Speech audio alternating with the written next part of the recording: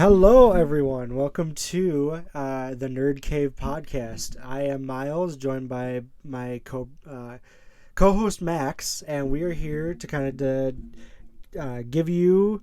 Well, we wanted to set up a podcast for a while, and we've been doing this for thinking about it for over a year, and it was something we were both passionate about, and now.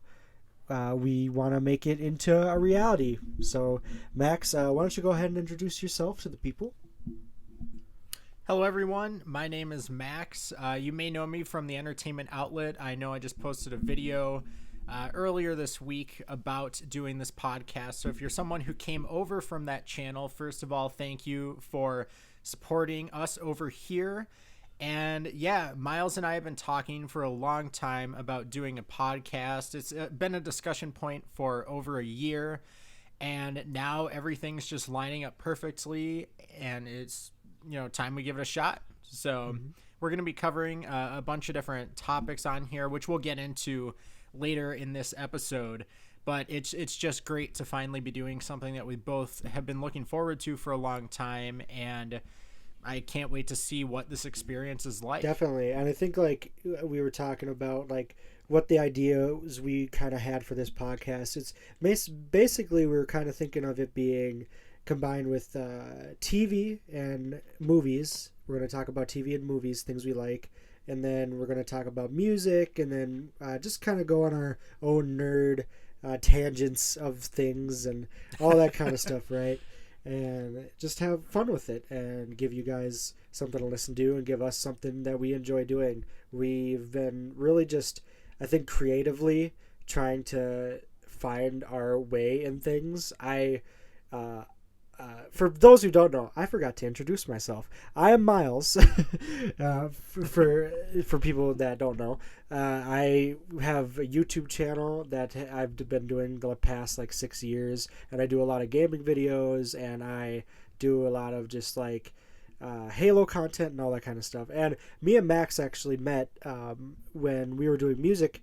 I was in a band and he was in a band, and we played some shows together, and we met up and we just kind of started talking, and a podcast thing was something we've been kind of throwing around for a while, and we were just finally like, all right, let's do this. And like, so it was something I think creatively on my mind that kept me going as a creator of like, what do I really want to do? And people have always said like I have a very good radio voice, and that's not to be egotistical about it. You do. But thank you. And it's and I was like, oh wow, and just doing like a small podcast and talking about stuff, that just seems like a lot of fun. And also, I think showing or spreading out in other media and other ways, I think is a very awesome thing to do. But before we go into anything, Max, do you have like anything you want to add before we talk about like things we like? I mean, not really, just a little bit of background. Miles and I really started talking about doing things creatively, seriously together when we were talking about video editing, because I was doing some editing for him about a year ago. That's right. And I feel like it really just sparked a lot in me. And I told him this yesterday. But again, like I'll never stop saying it. Thank you for allowing me to edit for you, because it opened up a world of creativity for me in just thinking about even doing YouTube in general. That the entertainment outlet is a YouTube channel I started over a year ago now. And all of that was because I got to see the fun side of YouTube editing and just YouTube videos in general. I remember the first video you sent me to edit was the Linkin Park vinyl unboxing. Oh, yeah. And just seeing how you were getting into it and discussing the different things you liked about that really kind of started a fire in me where, I wanted to talk about things that I liked, which was, mainly Marvel, DC, Harry Potter, stuff like that. So thanks, man, for like just everything that you've sparked in me creatively. And I feel like this is really a great way for us to come together and do something together, because we do have similar interests, and even the things we don't necessarily have similar interests in, such as gaming. I don't really game, but I think it's fascinating to just learn about that world. And I feel like discussing topics that, maybe you don't have a lot of information on, or I'm not, super in the world of, I think would be great too. So I just can't wait to see what we're able to discuss and, possibly even have guests on in the future. I know it's something we've talked about, and there's just a lot of creative opportunity that I can't wait to explore. Definitely. And of course I appreciate you for doing that. And a little backstory on the editing stuff too. It was like, you came to me and, you came to me and then I reached out to you because I was like, that would be a good opportunity just to like see what you did and, all that kind of stuff. And like, you did an amazing job as my editor for a bit, and I appreciate all your work you did. And I had a lot of fun doing what I did. And I know I cut back on a lot of things, and I mentioned this to you yesterday also, like I completely switched my content around, and a lot of those things, like I became independent again. It was just very like I was in a creative like runt at the time. And also for people that don't know, I had a tumor just a couple months ago that got removed, and during that time I was in the middle of a series on my channel doing a video a day. And I know you recently got done with your video each day for your year, and like that just for me, yes. That is like that's something I strive for and I want to do, is just like create one video each day for a year. So that's still a goal of mine. But yes, like it's just, I'm so happy to just like be able to like have you sit down and just like talk and chat, and like I appreciate all the work you did and what things we're going to be doing in the future. So it's going to be a lot of fun. Yeah, it is.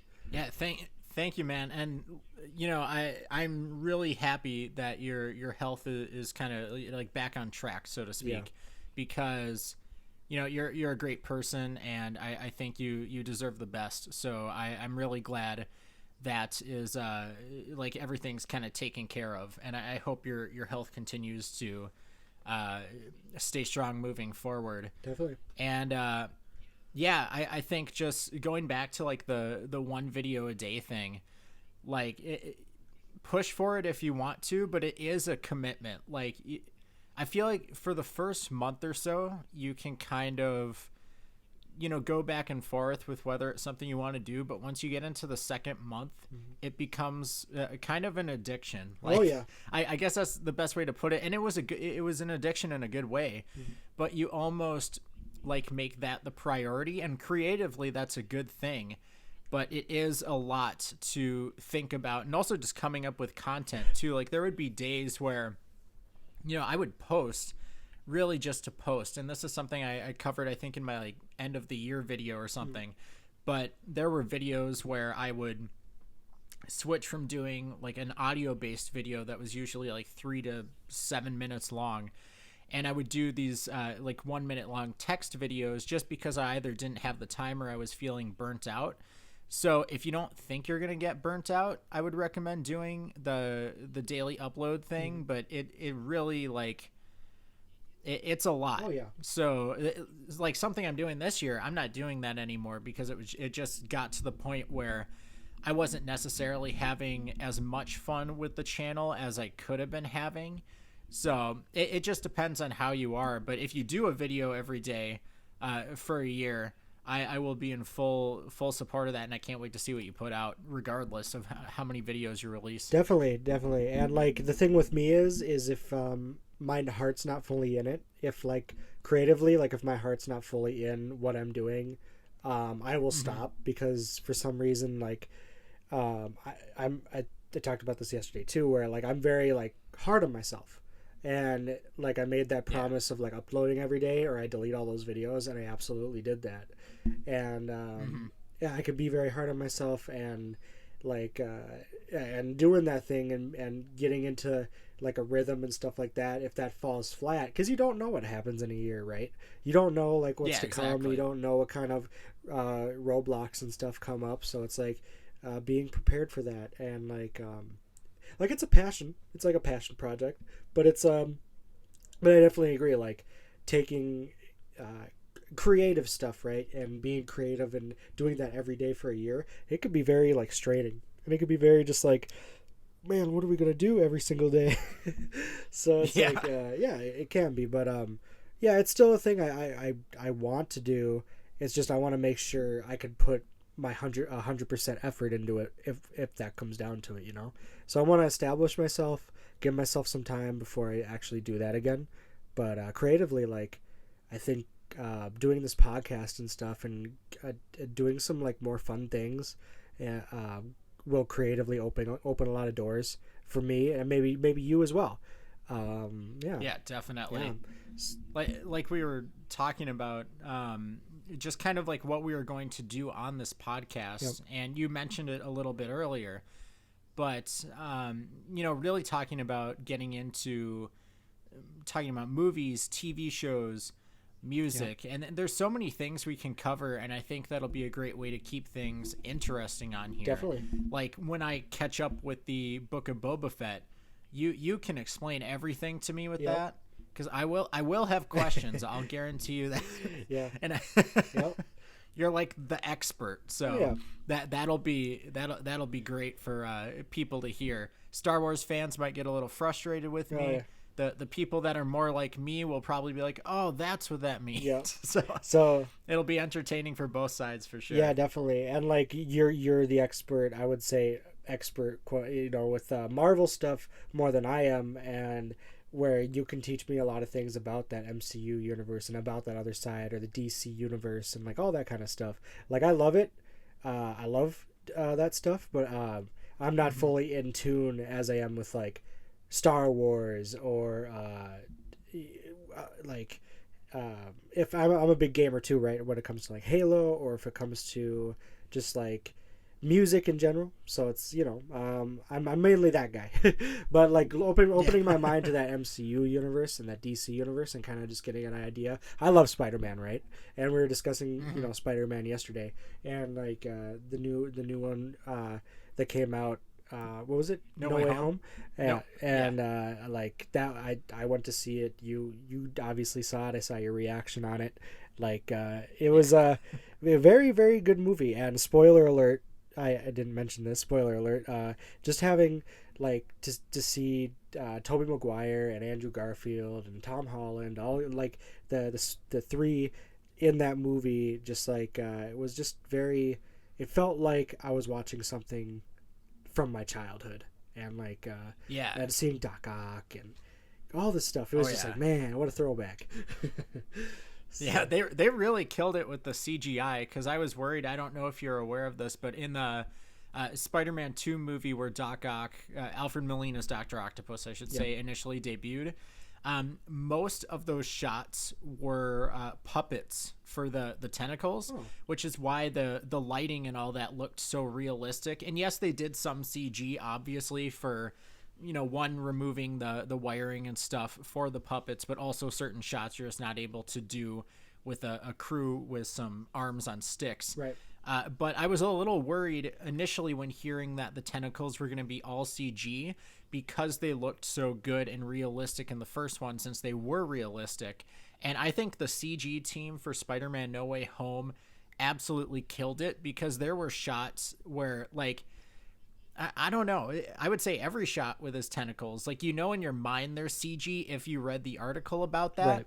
But they didn't look CG, and that's what I love, is they still had that sense of being real, and I think that's something they probably spent a lot of time and the budget on, just because they had to meet that expectation of a movie that came out nearly 20 years ago. Right. So no, yeah, that's like you're setting a bar. It's like, especially for older fans, and it's like, okay, we know Doc Ock, we know what he looks like.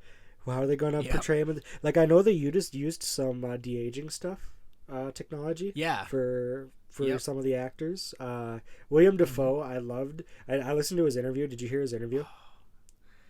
It depends on which one you're talking about. The one where he said like he likes to do his own stunts, and like he doesn't like want to do a character if he's not fully invested in it and all that kind of stuff. Like he like the way he was talking about the Green Goblin, and like he was like, no, Like, I don't want to be like a cameo appearance. I don't want to show up for like one or two shots. Like, I want to be invested into this character. I want to do my own work. I want to do the stunts as much as I can. And like, he was just like, that's so true. Because I don't know, like, I don't know if you saw him in, and this is very controversial, in Death Note. I have not seen him in Death Note, no. He was my favorite part of Death Note. Like, people did not like that Netflix adaptation, but William Dafoe in Death Note killed it. Like, I loved his, because he played, whatever, the monster dude. I forgot his name.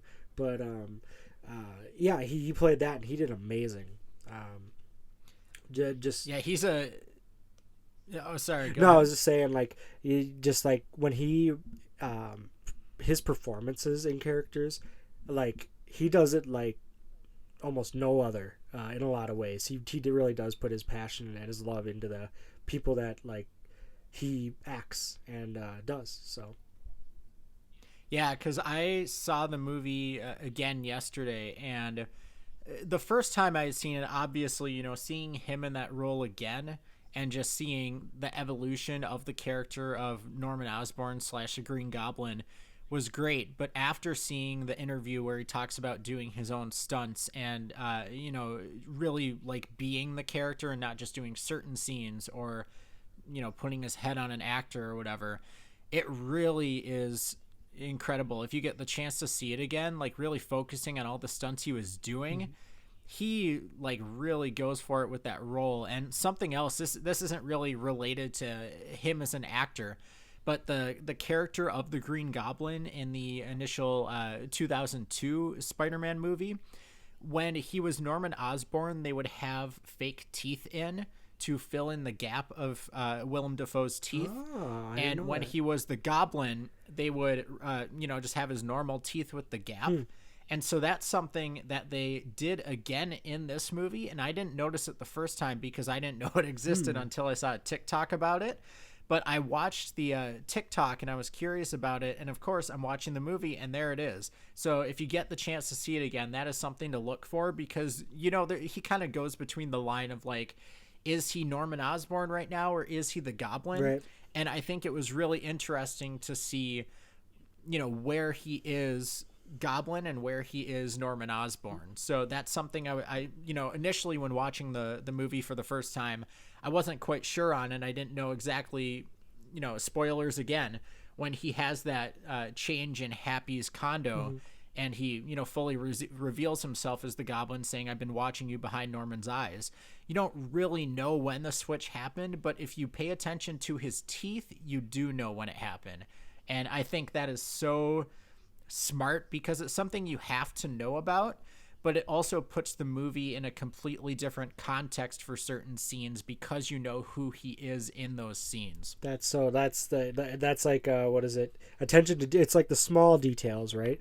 And the small details mean like everything. And like it could be like the slightest thing, the way a character's eyes are, the way like the teeth, or like just subtle changes like that can bring out so much, like character wise, right? So that's really cool. Totally. That's really, really cool. Yeah, like when it comes to Spider-Man or even Star Wars and like all this kind of stuff with this podcast we're going to touch on, it's going to be like when we were talking yesterday about Star Wars, right? And what Star Wars brings to this new world, like the Mandalorian and the Book of Boba Fett and the new Ahsoka series, and then also Obi-Wan that's coming out, and like like tons of Star Wars stuff coming out, and like I'm like excited to cover that and like doing maybe talking about the Book of Boba Fett a little bit too. Like I was really big Boba Fett fan growing up. I had like the Lego Slave One. I had like I had the costume growing up as a kid. It was an interesting like stint I have with Boba Fett, I guess you can say. Mandalorian stuff is pretty cool, and like I don't know if you've ever saw the behind the scenes stuff with the Mandalorian, but the volume that they use in the soundstage, and like they're using the Unreal Engine for a lot of like the reflection maps on and stuff. Oh yeah, that stuff is insane looking. Like it feels like they're actually like in a desert, but they're not actually in a desert, and it's like but they can make it feel and like look, and you can't really tell that it's CGI, similar to Spider-Man, where it's like this technology has gotten to the point where you don't have to go on remote sets out in like those temperatures like they did for like the older movies, like when they went to like when they filmed Hoth, for example, they went to like the Netherlands or wherever was really really cold. And then when they did the Tatooine stuff, they actually went to the desert and like filmed those shots. So now they don't even have to do that, and like have to fly people all the way out there and then fly them back, and yeah, they can just do it all in one little set. Even though I do like the organic stuff, don't get me wrong, I like organic sets, but I don't know, just when it comes to like straining the actors and stuff, keeping and what they do with like the volume itself is a new kind of technology they made for that show. It's just super cool. I love it. love it. Yeah, and I think it gives a lot of opportunity to like change the setting quickly, because if they were having to still travel to those locations, and I don't know if they still do some location shooting for that or if it's all on the stage, but even just using the stage for, you know, the majority of stuff, like if they do have to travel now and then, I imagine it saves so much time and money, and creatively I feel like they can do a lot more because they are in a way creating those worlds or those spaces. And I think it probably really helps the actors to be in that world fully immersed, because, you know, when you're in the desert, they would have to, you know, arrive on set and, you know, plan out where they're going to take or do the shots and stuff like that. But when you're in this world and it's like, you know, those mirrors are super high and stuff, I feel like it just gives them a lot of opportunity. And speaking on the shows that you touched upon earlier, which show are you most excited for when it comes to Star Wars for the upcoming ones? That's a good question. So the big one right now is the Obi-Wan show that's coming out, because I don't, it's supposed to be like 6 or 8 episodes. They're each going to be an hour long each. And like you got Hayden Christensen back, you got I forgot who plays Obi-Wan. Oh no. Ian McGregor, yes. I don't know why his name was gone from me.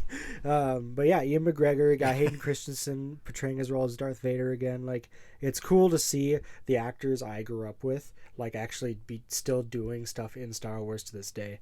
And yeah, so I'm excited for the Obi-Wan show, but I'm also excited for the Ahsoka show, because I'm a big fan of I'm a big fan of Ahsoka, like her in the Clone Wars and her character arc in that. Once you get a chance to watch that, I know you said you didn't. Once you get a chance to watch that, you can see her character arc grow, and like and then you can see how she is in the Mandalorian, right? Like, and then with so you want to watch the Clone Wars animated series, and then you have to watch Star Wars Rebels, because she's in that too. And then after Rebels is where a Mandalorian, you know, you have to watch, because it's like years later, right? And and then when the Ahsoka show comes out, I'll have to see what part of the timeline it is, but I believe it's all going to be in this what's called Mandalorian verse, right? Where it's all going to be connected in this one thing that's in the middle of episode 6 and 7. Yeah, so I think like I was saying yesterday, I think it's all going to culminate into like this big arc or movie or something similar to the MCU, where it's the end game but Star Wars maybe, and then we'll have to see. But I'm excited for it. Yeah, I think that would be really cool, seeing it all culminate together, because, you know, like there's hints as to stuff that happens in the sequel series.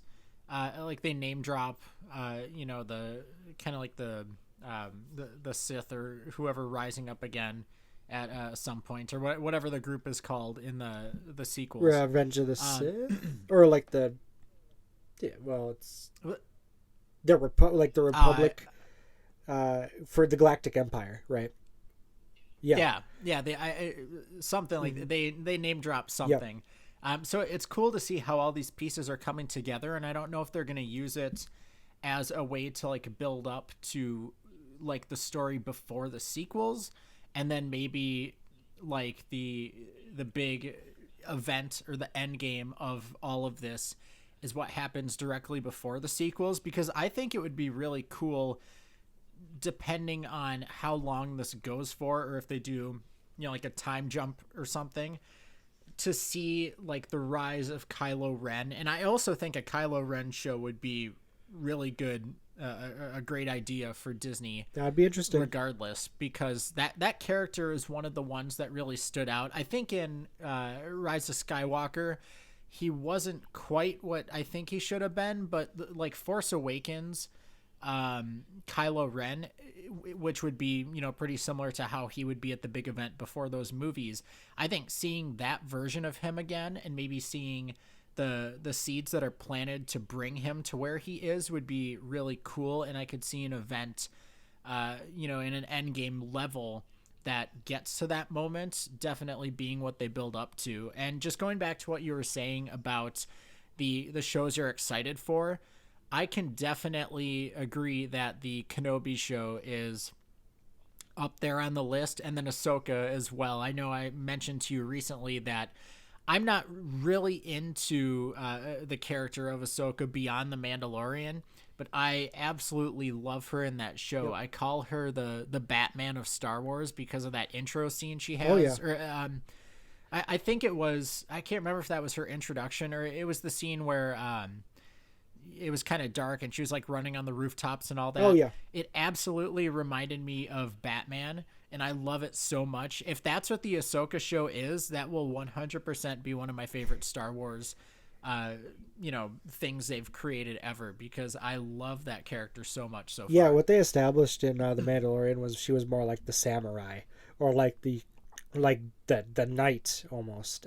Where that's kind of what I got. So yeah, hopefully like we'll see some more of that in the Ahsoka show. Like they also made a Star Wars anime series that came out where it was it's on Disney Plus. I don't know if you heard about it, but it was like small, short, like anime things from different anime designers in Japan and all that, and like they made these shorts. It was really good. Some episodes were like darker, some were lighter, but it was really cool. That was one Star Wars thing I was surprised about, because actually going back, Halo made this thing called Halo Legends. It was an anime for Halo, and they released on DVD. It was all these Japanese artists and all that made the episodes, and this was like similar. The Star Wars thing, I call it Star Wars Legends, where it was all these short stories made by different Japanese artists.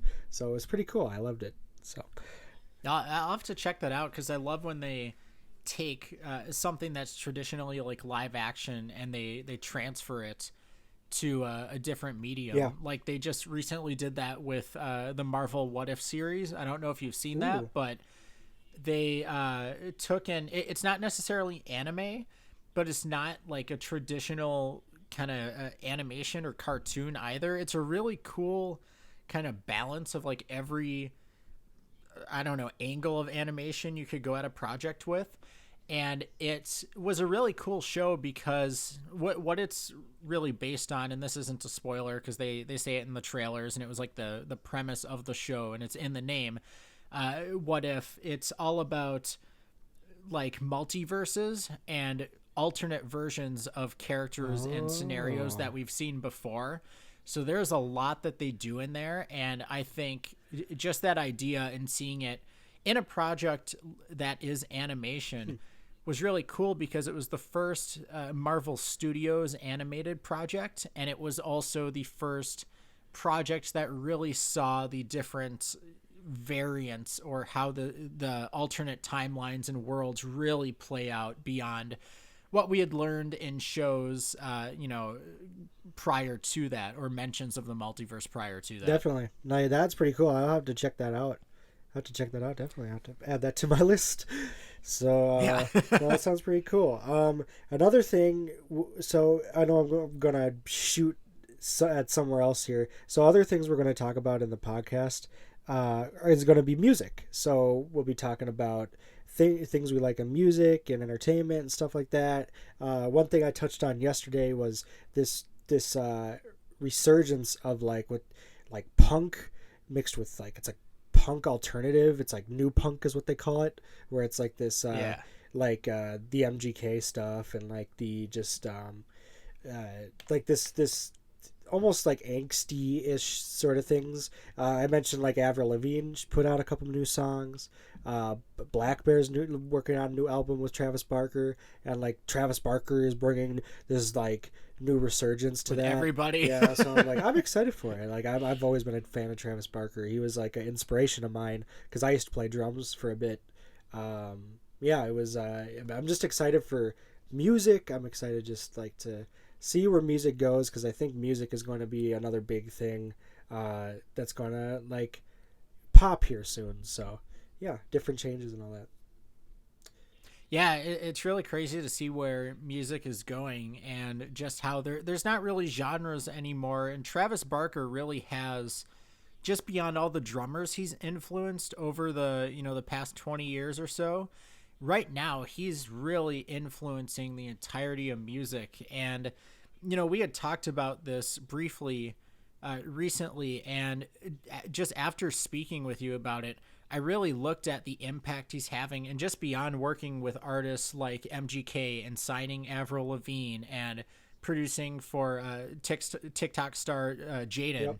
He's really like, in the early 2000s, he was doing stuff with Eminem. He was doing stuff. I think he did a tour with Lil Wayne. Yep.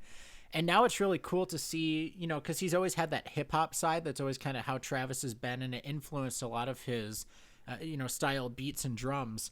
But seeing how he's now kind of, after jumping into the world of hip hop, taking the world of hip hop and rap and transforming it, I think is a really cool thing to see, because he's breaking a lot of boundaries. He's bringing a lot of artists back, and I think he's allowing artists to progress in a way that they've wanted to for a while. And I know I think it was Avril Lavigne probably 3 weeks ago in an interview said that on her recent albums, before the one she's doing with Travis, there would be a lot of talk about not wanting really any guitar or live drums in the records because it wasn't something that was popular, which is 100% why I think she signed with Travis, because he does allow her to have that freedom, and he also comes from the genre.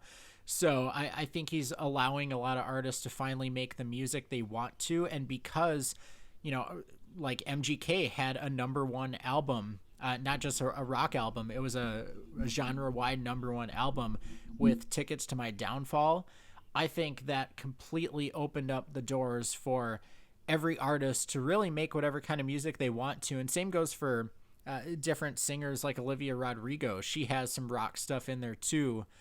And there's so much that's coming back and combining, and it's really just great to see, because I think artists are going to finally be who they want to be now, and it'll really move music forward, where I feel like we kind of been stuck in this, every 5 years a new genre comes forward, and it's only that genre in terms of like the top 40 and Billboard charts and all that. So yeah, Travis Barker's killing it. I think he's doing a lot for the music industry, and yeah, there's not much else to say on him.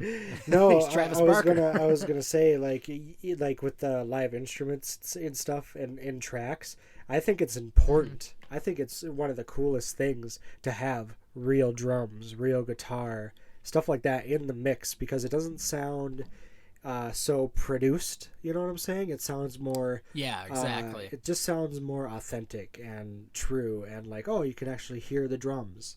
You can actually hear the tone of the guitar. You can hear the bass. You can hear all these instruments that are real, right?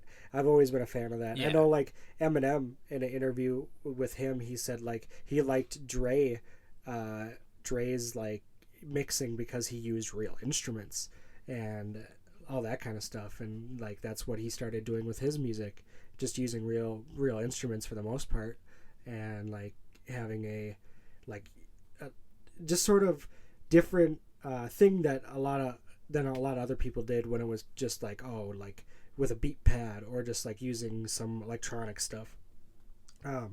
Yeah, like when it comes to music, I think in general, like learning how different tones are and learning how things sound and what's called pleasing on the ear, right? Yeah, ear candy and all that. Yeah, exactly. So it's just interesting, and it's cool to see where it goes, and just seeing this, because I've always been a fan of like rock, metal, pop, or like this punk thing that's going on right now. Like I'm a fan of just like singing, and but I'm also a fan of like, so my music tastes, and we'll go into yours too. Like mine growing up was like Linkin Park, Eminem, Green Day, like All American Rejects, Fall Out Boy, those guys that we grew up with. Yeah. But like those are some of my favorite like musical artists that I've listened to over the years, that I just like the tones of what they did. So how about you?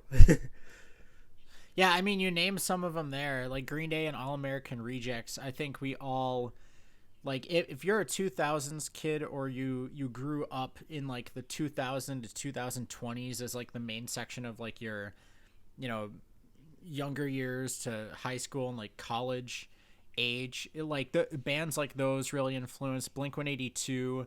As far as like personal influences for me, I would say Angels and Airwaves, because they opened me up to experimental music. In high school, I only listened to Green Day. That's not an exaggeration. Like, I only listened to that band, and then I got into Blink-182 a little bit. But what really changed it for me was actually my math teacher. Shout out to Mr. Tima. He would play music during work time, and he often did play like, Green Day and Sum 41 and bands like that, because he was into the same kind of genre I was. And one day he played Angels and Airwaves, and that changed everything for me, because I never heard something that was kind of electronic and spacey and rock and pop, and had clean production, but not so clean that it sucked the life out of everything. Mm-hmm. And then I went on from there to get into artists like Matt Skiba and the Secrets and Alkaline Trio, because they're a little bit more dark. And with Skiba and the Secrets specifically, there's a lot of kind of modern rock mixed with 80s. And there's so many cool things, I think, once you go beyond just straight punk or straight pop punk, that these artists are doing. And that's really what's influenced me recently in my songwriting. The Next Forever Us project, my band that will have coming out, is very, I would say, experimental. It's not necessarily straight alternative, and it's not straying away from the pop punk, more upbeat sound that we did before, but it definitely pulls from a bunch of different directions. There's even a little bit of indie in there, like some Wallows or Claro type sounds or songs. Okay. So there's some really good experimenting, and I think just the like I was saying with Travis Barker, and like you had mentioned, there's so much going on right now in music that you can really do whatever you want, and if people like the song, it'll take off. If not, if you love what you're doing artistically, it's still a great experience. Definitely. So definitely, like it's gonna be, I'd say, just like when people expand from more than just what they're known for, it's really cool just to see artists do different things other than just do the one thing that they've focused on for a very long time, right? Yeah, with bands and stuff like that in music, you have to switch it up. Otherwise, it's like this weird argument, right? Where it's like, oh, they sound the same. Oh, they change too much. It's like when people are like, oh, they're not like their old stuff. It's like if they stick with the new stuff or the old stuff, they'll sound the same. So it's like, you have to pick one or the other, right? And like either way, like people are gonna be like, oh yeah, they don't, they're not the same like they used to be, or it's like, it's just what happens. But the thing is, with music, you have to switch it up, and you have to do what's passionate to you, and sometimes you have to block out those critiques and focus on the things you love, right? And the other thing I wanted to mention about Green Day, actually, funny story, my sister got me the greatest hits on vinyl for Christmas. Oh, yeah, nice. and I was like, oh, Nice. that's cool. And so like it's like a four vinyl thing, and it's like all their like biggest hits or whatever. And I was like, that's awesome. So yeah, I got that. That's really Yeah. cool. Was that the God's Favorite Band or International Super Hits? Do you remember which It's one the it one was? Or where was it like the recent BBC stuff? it's the one where they're the cover of it's like all three of them in this like chapel. Do you know? Yeah, God's Favorite Band. Yeah. Yep. So it's that one. But yeah, that was pretty cool. I know we're cutting close to time, and I'll wrap it up here. But yeah, it's just so with this podcast, I think it's just overall, it's going to be a very fun experience for the both of us creatively, and just like giving ourselves a voice and giving ourselves just like time to just hang out, chill, and be nerds about stuff. So I'm really just excited to just go on this journey with you and go on this journey with all of you listening, and hopefully you guys will stick with us and have fun. And if not, we'll always be here. So no matter what Yes. it is, I think just having fun together and just shooting this stuff and talking about our favorite things is something I think the both of us can just have fun with. So that's my take. Definitely. Do you have any closing remarks before I close it out? Well, just thank you to everybody who tuned into this. I can't, thank everybody enough for supporting, even if it's just one person. If you're that one person, thank you for listening or eventually watching if we do a video format too, because, getting to connect with people online has really been, something even with me and Miles that has sparked so many conversations and furthered our friendship. And I just think there's a lot that the online space can do. And so thank you for being a part of this with us. Yes, thank you guys so much. And with that, this has been Miles. This has been Max. And thank you for joining us on the Nerd Cave Podcast. We'll see you in the next one, guys. Thank you. See ya. And stop.